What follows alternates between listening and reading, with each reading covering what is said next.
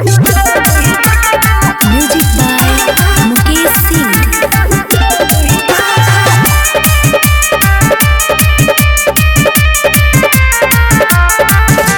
बरतिया गवजुआ सभे जनी के बरतिया गवजुआ सभे जनी के बंद भइल बोली बा। तोरा ढूढ़ी पपीता यही टोली बा। तोरा ढोरी पपीता चमटोली बा। तोरा ढोरी पपीता सिंह टोली बा। रिकॉर्डिंग बाय संगीत स्टूडियो चकिया।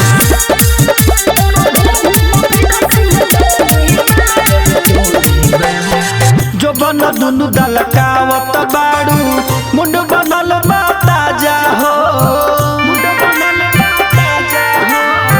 बहिया में आके तोनी दे दो हमके मजा हो। उठावा लागेला जैसे मधुआ के धार मन करे चुसल ही गोरी बार बार। तोरा चलते होई जवाना कनके तोरा चलते होई जवाना कनके जुटल टोली बा। तोरा ढूढ़ी पपीता कोई टोली बा।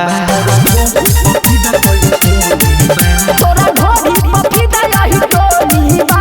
तोरा ढोरी पपीता सब टोली बा।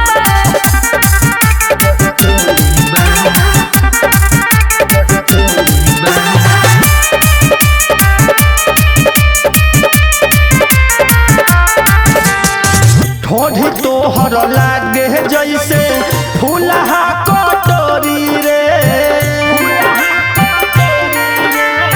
सुमन परवेश तोहके आजू नाही छोड़ी रे। बॉडी के बनावल तोहर बावे फरेस पीछे पड़ल बावे देख डीजे मुकेश। कमठीक से हिलावो ना तो कमठी से हिलावा ना तनी लवो तनले गोली बा। तोरा ढूढ़ी पपीता मिया टोली बा।